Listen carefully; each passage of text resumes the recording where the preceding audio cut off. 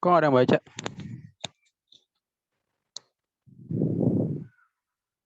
Kayak kalau perkenalan mendingan sendiri-sendiri deh. Jadi biar lama gitu. Ini kurang satu, kurang Bilkis. Luar kali dia.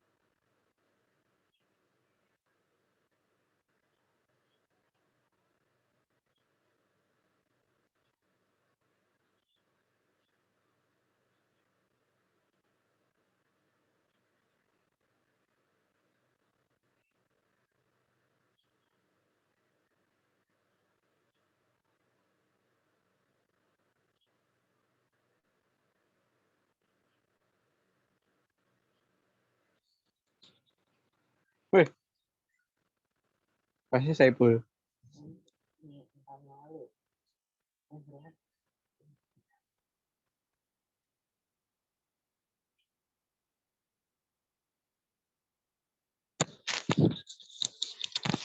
Susu udah habis ini belum? Masih banyak.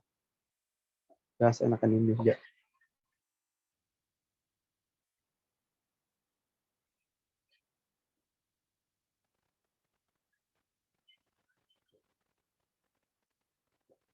Ya, murah tapi berkualitas.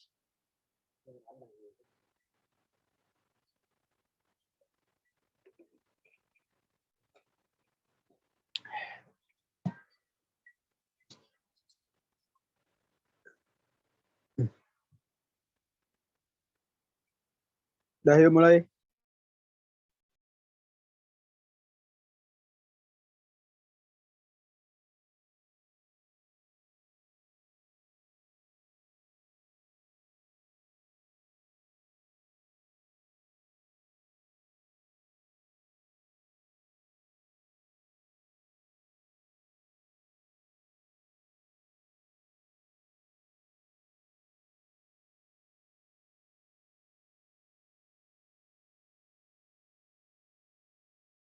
Ya udah mulai yuk.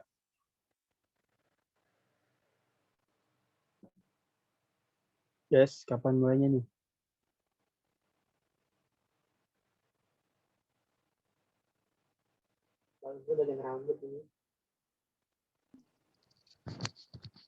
Assalamualaikum warahmatullahi wabarakatuh. Kami dari kelompok 5 ingin mempresentasikan hasil kerja kelompok kami mengenai teks eksplanasi. Perkenalkan, nama saya Marina Indrawati, absen 22. Saya Lydia Ayu, absen 21.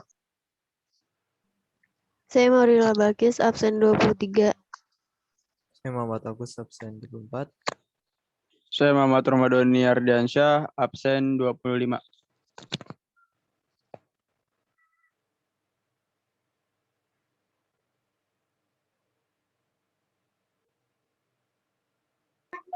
Apa itu teks eksplanasi? Teks eksplanasi adalah teks yang berisi tentang proses mengapa dan bagaimana suatu peristiwa alam, ilmu pengetahuan, sosial, budaya, dan lainnya bisa terjadi.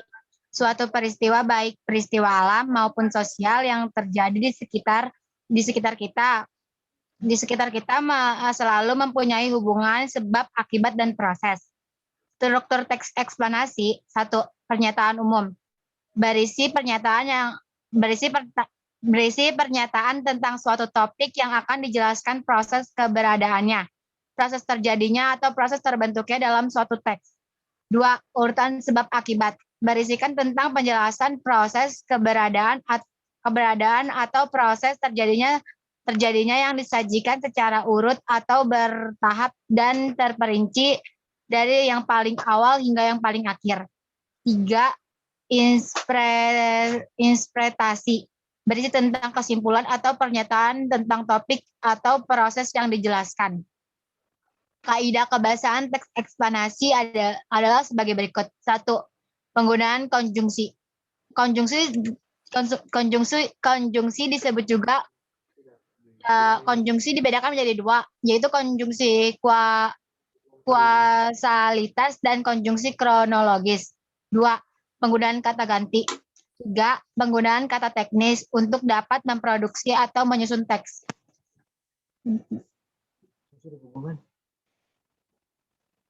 Tujuan teks eksplanasi. 1. Menjelaskan fenomena yang terjadi. 2. Menjelaskan sebab akibat suatu peristiwa. Gagasan umum atau gagasan utama adalah jenis gagasan yang sering dijadikan sebagai dasar pengembangan suatu paragraf. Gagasan utama ini letaknya berada di awal paragraf atau deduktif, di akhir paragraf atau induktif, dan di tengah paragraf yang keberadaannya antara awal dan akhir paragraf.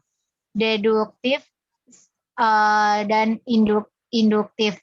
Fakta mengacau kepada sesuatu yang memang ada atau yang memang terjadi. Jadi secara umum bisa disimpulkan bahwanya fakta adalah sebuah kenyataan yang sejatinya memang ada atau berdasarkan kejadian nyata.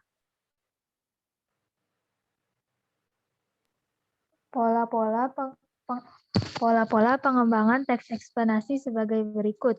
Yang pertama, pola pengembangan sebab akibat. Pengembangan teks eksplanasi dapat menggunakan pola sebab akibat. Dalam hal ini, sebab dapat bertindak sebagai gagasan umum, sedangkan akibat sebagai perincian pengembangannya. Yang kedua, pola pengembangan proses merupakan suatu urutan dari tindakan atau perbuatan-perbuatan untuk menciptakan atau menghasilkan sesuatu atau perurutan dari suatu kejadian atau peristiwa. Eksplanasi dengan baik perlu diawali dengan penentuan topik yang dianggap penting dan menarik untuk dibahas. Berikut langkah-langkah selengkapnya. Yang pertama, menentukan topik yang berupa proses terjadinya suatu fenomena.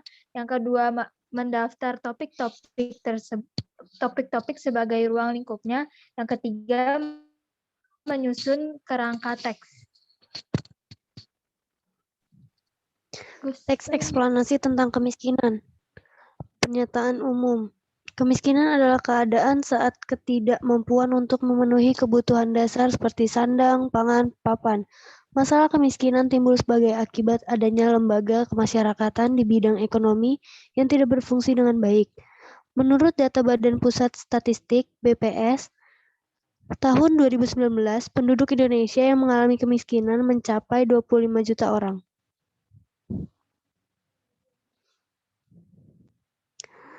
Urutan sebab dan akibat. Menurut Robert Malthus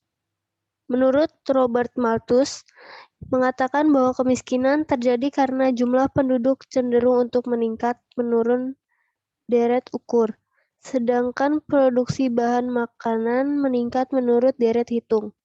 Kemiskinan menurut bentuk terbagi menjadi beberapa, yaitu 1. Kemiskinan absolut. Menurut seseorang dapat dikatakan miskin jika tidak mampu memenuhi kebutuhan minimum hidupnya untuk memelihara fisiknya agar dapat bekerja penuh dan efisien, seperti sandang, pangan, dan papan. 2. Kemiskinan relatif, yakni kemiskinan muncul jika kondisi seseorang atau sekelompok orang dibandingkan dengan kondisi orang lain dalam suatu masyarakat sekitarnya. 3. Kemiskinan kultural, yakni kemiskinan penduduk terjadi karena kultur atau budaya masyarakatnya yang sudah turun-temurun yang membuat mereka menjadi miskin. 4. Kemiskinan struktural, yakni kemiskinan yang muncul akibat dari ketidakmampuan si miskin untuk bekerja atau malas, tetapi lebih karena struktur masyarakatnya yang timpang, yang tidak menguntungkan bagi golongan yang lemah.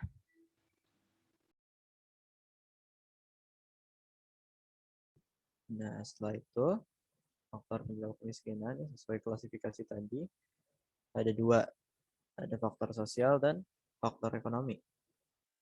Faktor sosial merupakan sistem pendidikan yang kurang memadai masyarakat yang keterbatasan ekonomi terpaksa putus sekolah dan tidak dapat bersaing di dalam dunia kerja. Maka akan kalah dengan orang yang berpendidikan tinggi. Oleh sebab itulah mereka tidak bisa bangkit dari kemiskinan. Sedangkan faktor ekonomi, dikarenakan masyarakat desa yang mengadu nasib di kota sedangkan minimnya lapangan pekerjaan kota, menyebabkan naiknya angka pengangguran. Terus ini ada akibat dari kemiskinan ya, ada kriminalitas, akses pendidikan tertutup biaya, tingkat pengangguran tinggi, angka kematian tinggi. Kriminalitas tinggi, masyarakat miskin cenderung melakukan apa saja untuk memenuhi kebutuhan hidup mereka, termasuk melakukan kriminalitas. Ya. Akses pendidikan tertutup biaya, pendidikan yang cukup tinggi mengakibatkan masyarakat miskin tidak dapat menjangkau dunia pendidikan. Kurang pendidikan membuat mereka tidak bisa bersaing dan tidak bisa bangkit dari keterpurukan. Terus tingkat pengangguran yang tinggi gara-gara tadi ya pada ke kota, lapangan pekerjaannya kurang. Terus terakhir yang 4, angka kematian tinggi dikarenakan kualitas kesehatan yang belum baik.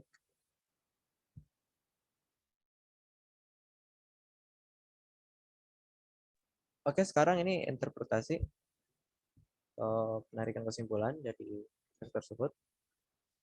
Di kesimpulan mengenai teks tersebut yaitu kita tidak boleh labeling atau mengecap bahwa orang miskin merupakan orang yang pemalas dan bodoh, karena tidak semua kasus kemiskinan disebabkan oleh hal tersebut. Jadi dijelaskannya bisa struktural juga, bisa absolut, bisa dikarenakan faktor-faktor lain, faktor sosial dan faktor ekonomi. Bahkan cenderung lebih banyak masyarakat yang tidak memiliki kesempatan atau ketiadaan privilege, hak istimewa yang dimiliki. Kemiskinan merupakan masalah yang serius dan harus ditangani oleh negara. Solusi yang efektif seperti adanya bantuan sosial, pemberdayaan masyarakat, pemberdayaan usaha ekonomi mikro dan kecil, juga adanya program Indonesia Pintar dan BPJS ya. Kebijakan-kebijakan pemerintah.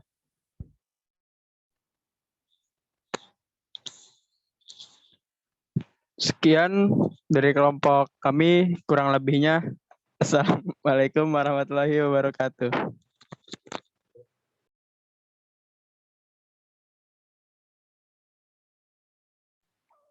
Bisa-bisa Kok gue gitu doang? Assalamualaikum doang tiba-tiba? penutupan doang.